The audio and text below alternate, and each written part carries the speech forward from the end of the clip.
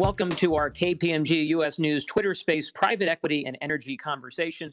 I'm Matt Weiss. I'm a director at KPMG, where I lead our industry communications team and have the good fortune of moderating the discussion today between KPMG's global and US private equity leader, Glenn Mincey, KPMG's global head of energy, Regina Mayer, and Mike Hayes. He's KPMG's global decarbonization hub leader and the global head of renewables.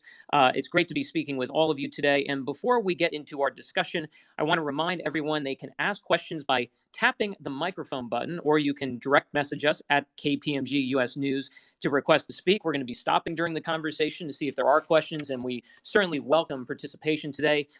This conversation is being recorded and a replay will be available. And for those listening in who are in the media, this is an on-record conversation, and you can leverage any of what's discussed today for your reporting. And as stated a moment ago, we welcome and encourage any questions you might have on what's discussed today. And so, having said that, a lot to cover in the private equity and energy space. And Glenn, I want to start with you before we bring in Regina and Mike for their perspectives. And Glenn, if you look back over the last decade or so, going back to about 2010, the private equity industry has invested over $1 trillion with the T into the energy sector. And to put that dollar amount into proper context for our listeners this morning, that amount is double the combined market value of three of the world's largest energy companies, Exxon, Chevron, and Royal Dutch Shell. So it's pretty remarkable when you put it in that context. And Glenn, you often talk about how private equity does not invest in the moment, but rather over a longer term horizon and through cycles. And so when you look at the past decade, Glenn, and you look at that statistic, what does that speak to? What stands out most to you when you look at private equity and energy?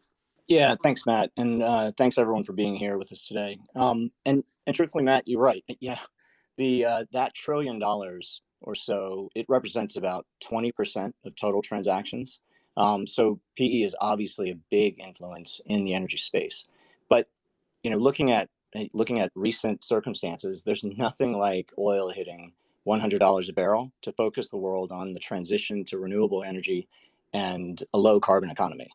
And looking at those reports and the $1.1 trillion spent over the past decade, there's no question that the overwhelming majority of those investments has been in fossil fuels.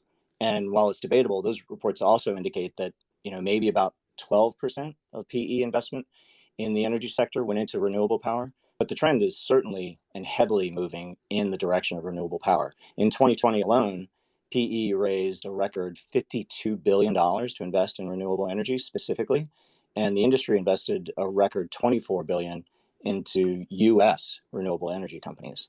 So you can see how the trend is moving in that direction. And let's be clear, fossil fuels are going to remain a vital sector in the world's economy for decades to come still. But there's a clear change in interest. Rising oil and gas prices will certainly help renewable energy become even more competitive with fossil fuel projects. And of course, there's a growing concern that European countries can't be seen to continue reliance on Russian oil. And the overall investment opportunity is true. It's immense. I've seen some forecasters have estimated that the global undertaking of the transition to be $100 trillion over the next 30 years.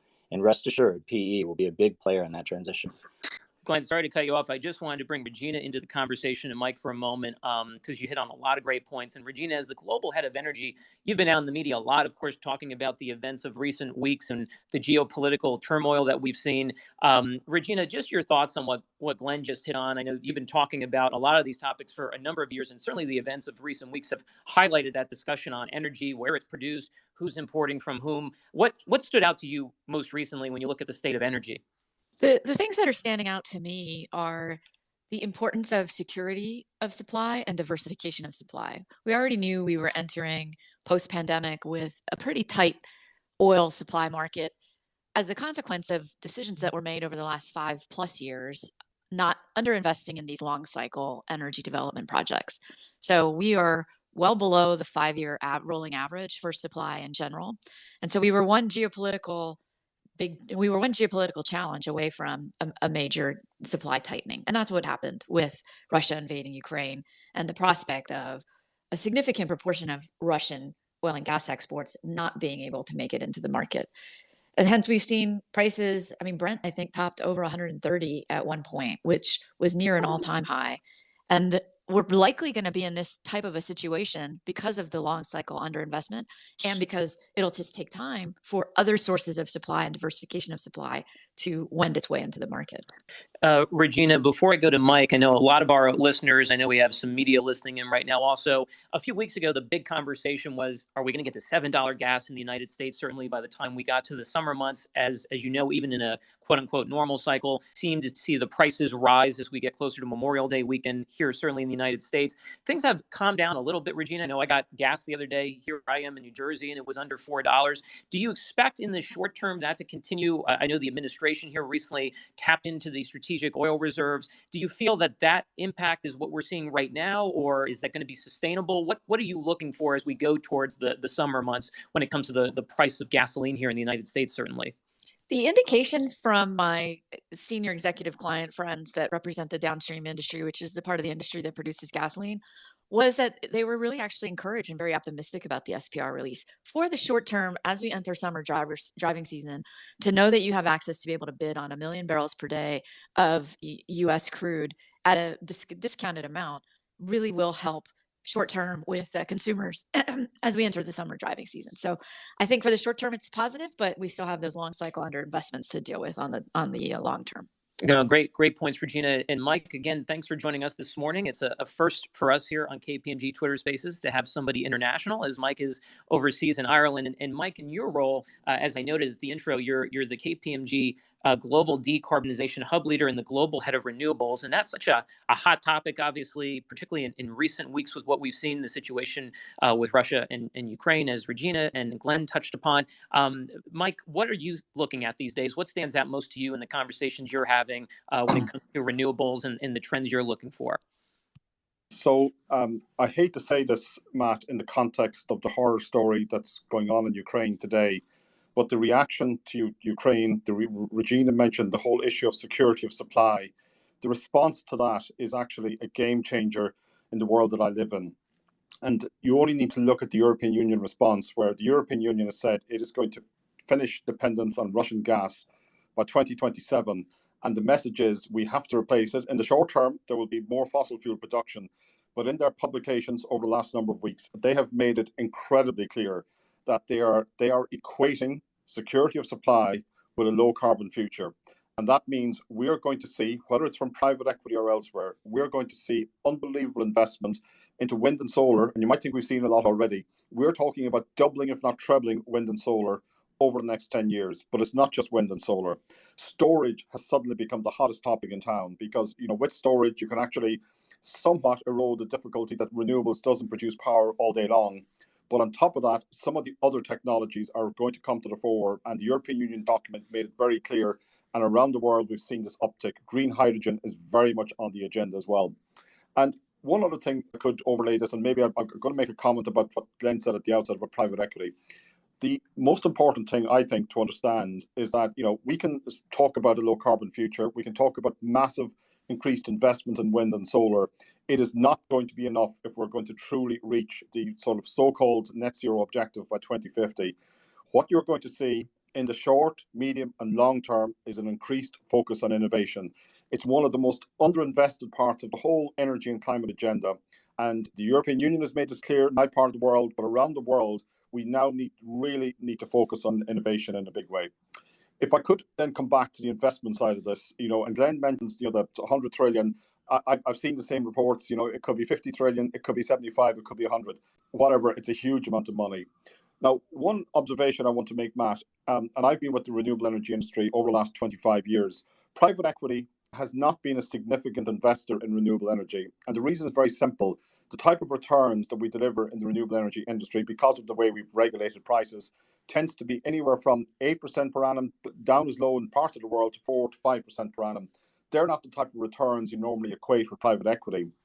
But as we move into a new future for energy, where merchant risk is going to be significant, where new technology risk is going to be significant, I think we're going to see a lot more interesting returns. And that's why I'm already seeing this huge interest from the private equity community in where we're now going, because suddenly they're seeing countries around the world, particularly the European Union, say, this is what the future is going to be. We're going to accelerate it. And most importantly, we're going to make sure it happens. So I think this is a big, big opportunity for the private equity industry. Well, Mike, you raised a lot of great points there. And Glenn, just to piggyback off what Mike said, as you were listening to him, is it lining up certainly in the conversations you're having with clients? You sit in a very unique position as both the U.S. and the global private equity leader here at KPMG. So just welcome your thoughts listening to a number of the points Mike just raised. Thanks. Yeah. First, let's address Mike's point about whether renewables can generate PE expected returns, and I agree with his points wholeheartedly. But part of the trend now is it's fueled by the absolute demand on the part of LPs that they want their capital to be deployed in renewable energy, in ESG and impact investing. And so, even though some of the current view may be that median returns are lower than they're traditionally expecting, there's a clear commitment to deploy investment in that space. And on the bright side, that this demand, it also drives numerous opportunities for exit. And then I did want to piggyback on Mike's point about renewables and the trend of where the money is going. So there are areas of clear need for development. Mike mentioned storage. It's the perfect example. As he said, because some of these sources of energy don't produce all day long, this industry has the particular need to find ways to store energy in order to transition to cleaner, affordable, reliable energy systems. But PE funds are also pouring capital into really fast-growing sectors such as solar, carbon capture, the so-called transition companies. And Mike also mentioned that dramatic improvements in technology are going to help here. Those improvements have brought costs down to put solar-powered electricity costs somewhat on par with fossil fuels, and then onshore and offshore wind projects that are producing cheaper electricity than they have in the past.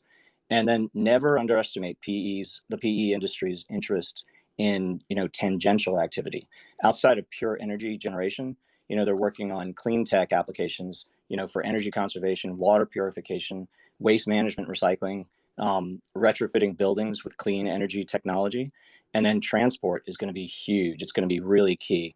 One of the largest PE funds has built hundreds of miles of underground electric transmission lines that span countries in North America. So where the money's going is renewable energy is still the clear winner by volume, but there's significant growth in transport, which is growing at 10 times the growth of renewable energy. And then energy storage is about 7 times the growth of renewable energy. Regina, I want to bring you back into the conversation before we go back to Mike and continue on the topic of path to net zero. Mike, I know you've written about that. Regina, we've talked about here at KPMG, 4 pillars of energy need to be part of the conversation: sustainability, reliability, affordability, and availability. As you look at those 4 pillars, what would you say right now is top of mind when you speak with clients? Would you say that the events of recent weeks have highlighted the need for reliability and affordability disproportionately? What do you think are the important pillars of those 4 as you look at the short term and longer term here in the energy sector?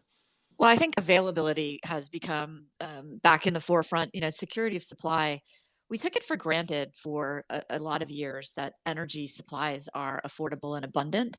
And we started pushing toward climate change reactions and driving toward a cleaner energy transition, perhaps a little sooner than we were necessarily ready for. And I think that's why we've seen some of the price shocks that we've seen and some of the interruptibility that makes things more challenging for your everyday consumer. Your gas prices, that's gasoline prices, but similarly for natural gas prices in Europe and electricity prices, we've seen huge spikes.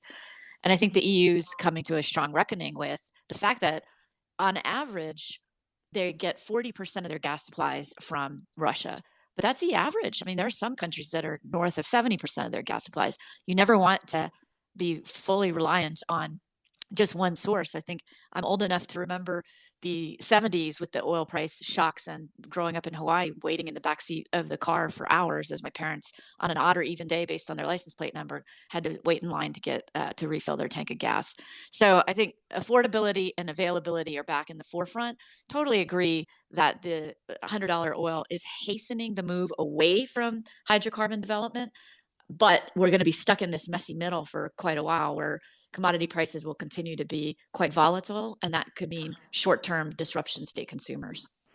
Mike, you wrote back in the fall a piece about net zero. It's titled "Net Zero Should Not Be Expected Without the People Factor." placing people at the heart of the climate agenda. You raised a lot of really astute points here. And I was hoping, Mike, you could just take a moment for our listeners, 2 points. One is not all of our listeners may be familiar with the term net zero. So if you wouldn't mind just explaining that for all of our listeners. And then as you think about that, Mike, and what you talked about in that piece, you talked about companies needing to have a corporate strategy to decarbonize and address climate risk. But you also talked about the transition to a low carbon economy will likely impact portions of the workforce, and it could result in job losses.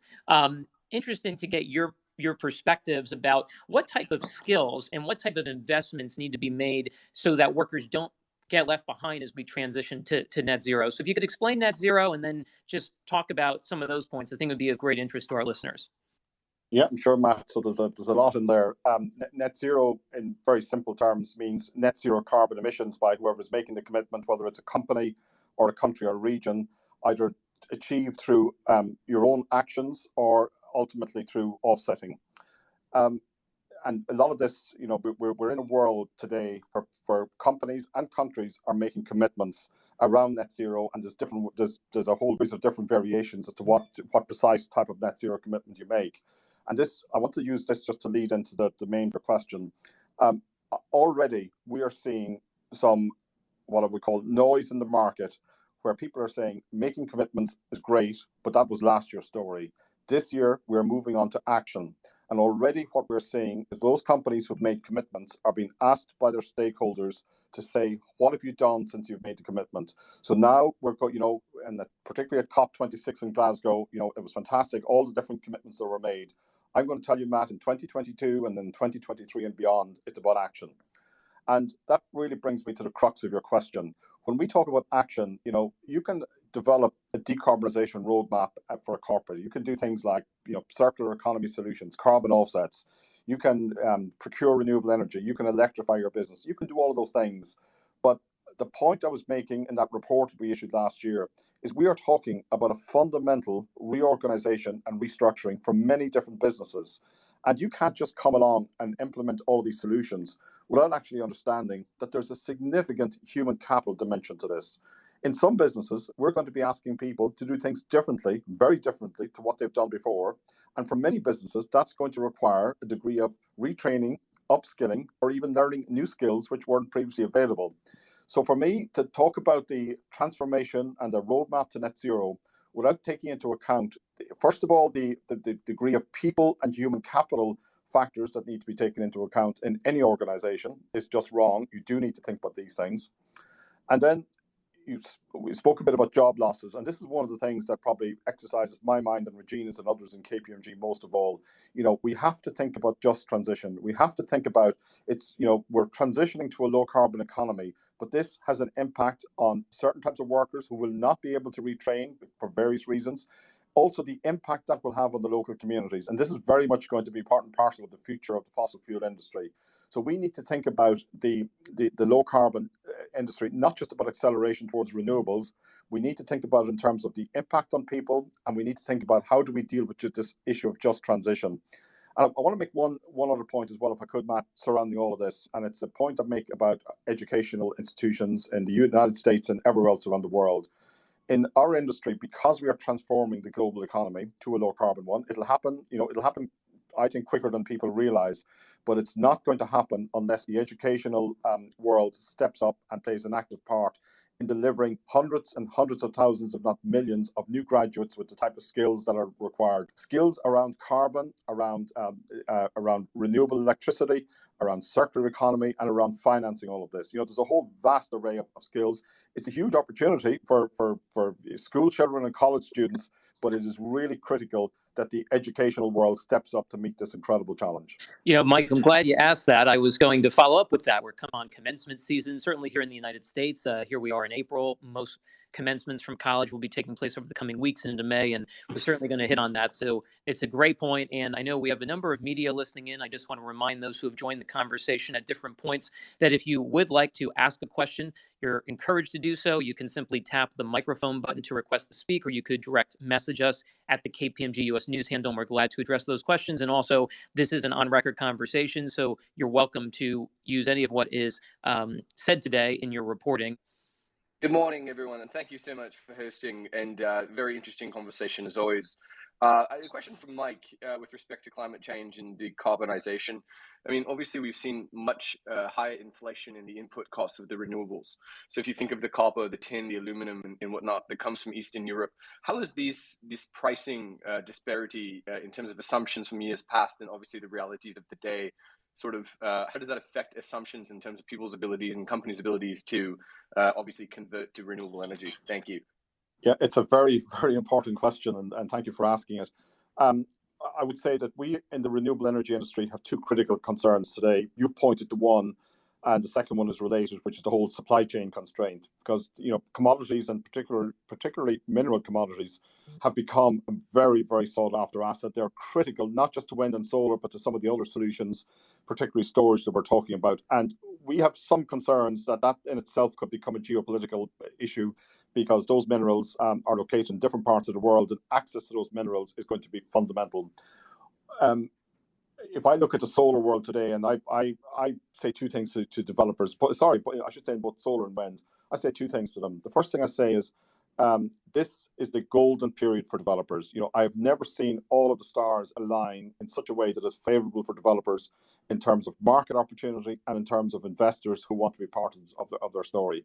That's the positive one. The slightly less positive, if not negative one, is prices will have to increase because of the shortage of available commodity type minerals, plus the constraints on supply chain. It is very clear to me the cost of developing and generating renewable energy production facilities, be it wind, solar, or something else, is definitely going to increase in the short term. And that's a reality. And we don't actually have an easy solution to this other than to recognize the reality. One of the things, and I briefly alluded to this earlier, is, as you know, we've grown up in wind and solar on being fed on feed-in tariffs and subsidies, where the pricing, has been predetermined from the outset. More and more renewable developers are now prepared to take merchant risk because they need the higher merchant prices, even though it creates much greater uncertainty because of the higher input prices. And I think what you're going to see is, unfortunately, and we're already at a period where we've got very high energy prices. I only see it going one way in the short term. Matt, we have another question from one of our speakers, Sohab. Yeah, my question is, could we potentially be setting ourselves up for a really, really messy transition in regards to pushing aggressively in one direction without ensuring that the capabilities are there in order to, what I'm referencing to, there's tightness in the commodity space all throughout. Every single commodity is been incredibly tight. However, it's something that we've pushed, and the dialogue. When COVID first started, we're going to be coming out of COVID in a very different environment where alternatives are going to be holding a much higher significant role. And we're coming out of COVID now, and the reality was very different than where we thought it would be. And it seems that the ultimate outcome is going to be, people in the third world are going to be suffering and taking the brunt of this type of narrative and this type of discussions. And they're the ones that are going to be the beneficiaries of some of the poor decisions that were made. So my question is, do you feel, or do you think the aggressive take the past couple of years could be setting us up for a messy transition for the next 5 to 6 years? That's a good question. No, that's a good question. Regina, I'll start with you on this one, and we go back to Mike. I mean, Regina, you talk often in the media about the state of energy, transition, different forms of energy. What are your thoughts as you listen to that question?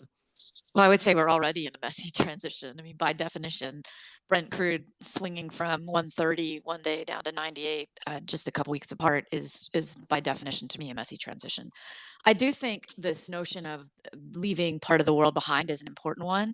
I talk a lot about energy poverty, right? There's still 1.3 billion people on the planet without access to reliable and affordable electricity, which is the single biggest driver of wealth creation.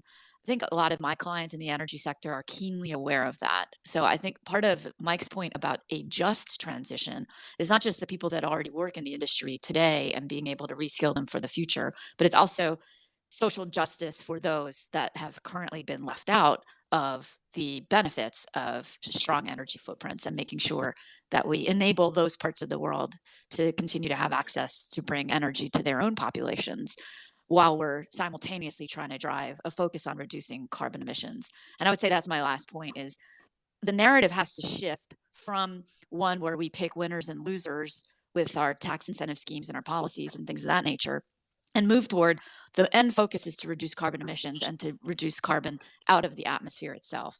And if we focus on that outcome, I think we can all work together better across multiple agendas to drive that outcome. And great points. Mike, anything further to add? I know we have another individual who's going to ask a question, but just wanted to afford you, Mike, the chance to further on to Regina's point before we take the next question. Yeah, no, I agree with everything Regina said. I want to build just two particular aspects. I mentioned earlier innovation, and what I love about innovation is that it's neutral between developed and developing countries, which is why I think it's so important. One of the areas that's getting a lot of attention is the what I would call technology-based carbon removals, things like direct air capture, highly expensive technologies today. But I am heartened a little bit about the focus, including the initiative announced by John Kerry, the First Movers Coalition, to really drive demand for these what are today expensive technologies, but which are going to be critical. And the private equity industry has a really big role to play in supporting those technologies. Second point, and Regina touched on this, and we shouldn't gloss over it because it is a major point.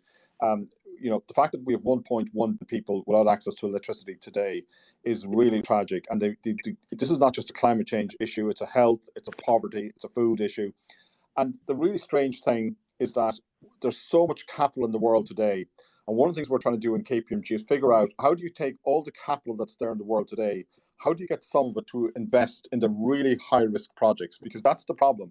It's not shortage of capital, it's getting capital to actually play in the two areas of the agenda where we most desperately need it.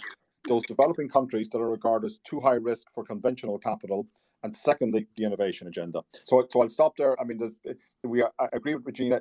And the question. It's definitely a long way off what we used to call an orderly transition. It is messy, but I think there are ways out of it as well. Well, thanks, Mike. And I know we have a number of questions. So Matt Caruso, I'll go back to you.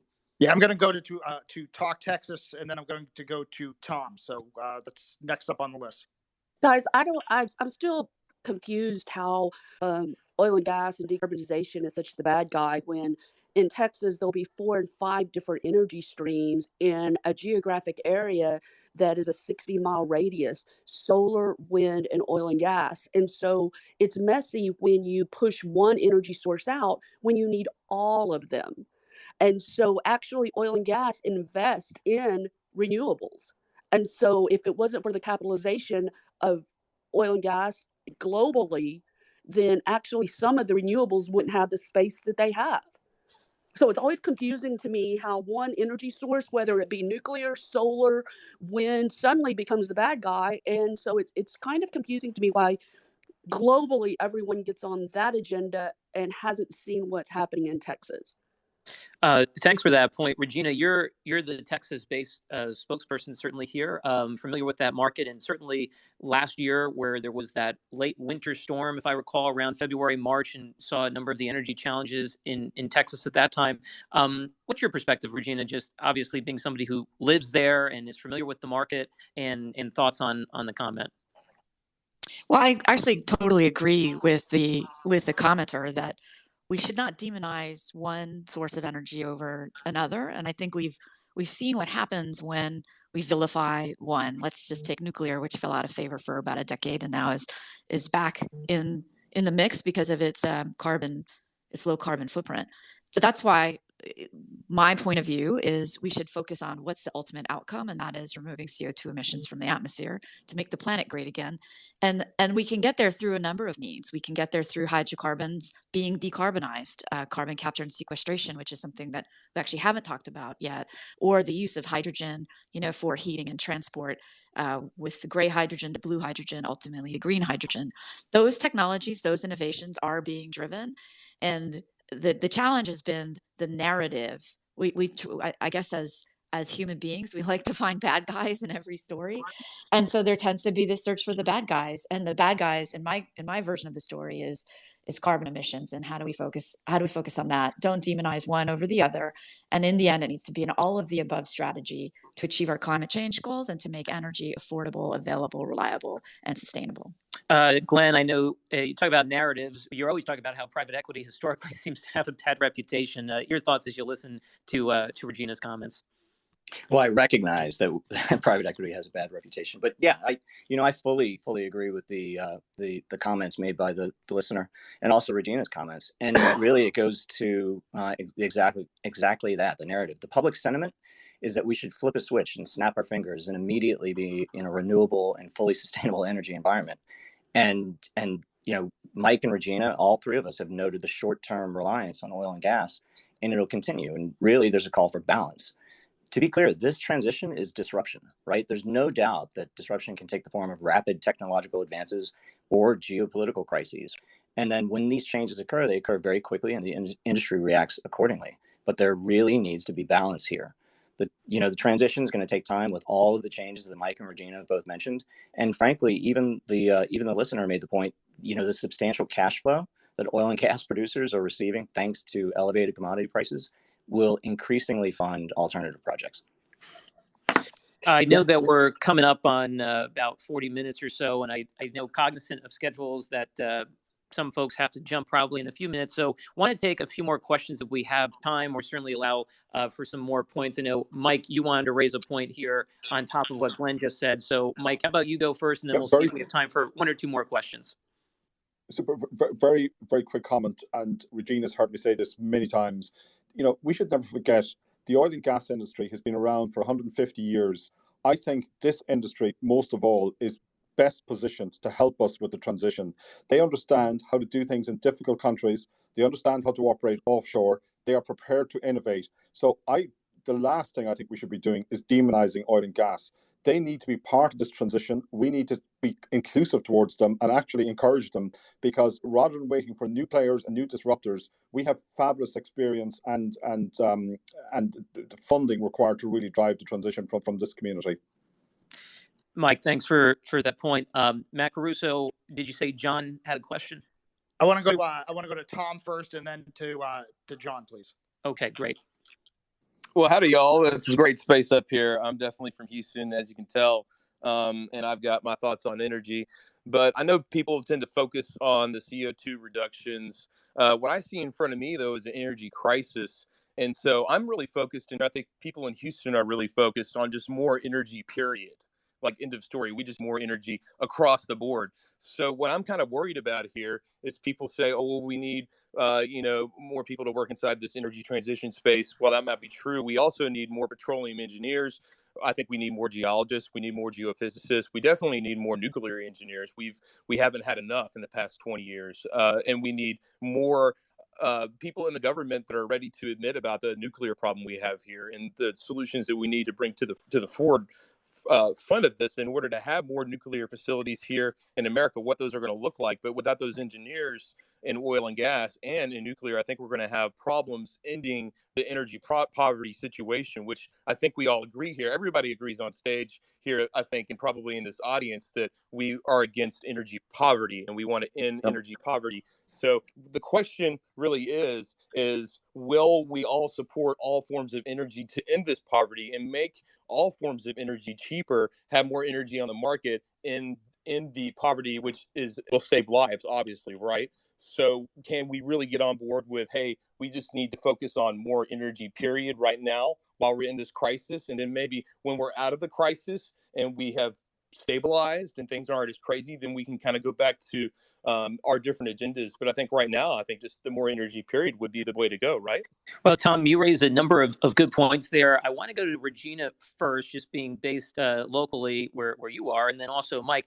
Tom, as I listen to your comments, you hit on a lot of the points that Mike talked about, the importance of education, folks having the right skill sets. You talked about engineers, making sure folks are able to deliver in the space and the all of above strategy. That certainly stood out to me. I think it speaks to what Mike hit on. And Regina, what stood out to you as you listened to the comments from Houston?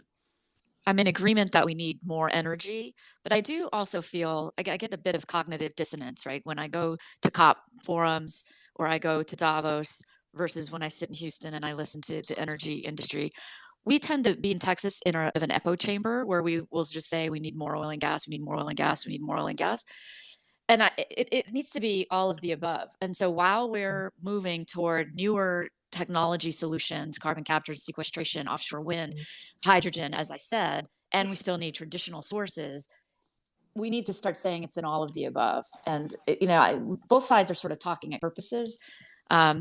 And I encourage my fellow Texans, to change the narrative about how we are going to lead in the energy transition, and who better to do it than Houston to be the last man standing relative to hydrocarbons for the future, to be that counterbalance to OPEC and other producing nations. So I agree, but I'm also trying to get us to open up the aperture and change the narrative a little bit more. Mike, anything further to add to Regina's point before we get to our last question? Yeah, very quickly, we spoke about nuclear, and I just want to use this as an example to show how we are really thinking about energy security. And I will admit, for me, CO2 emissions is, and the impact of climate change.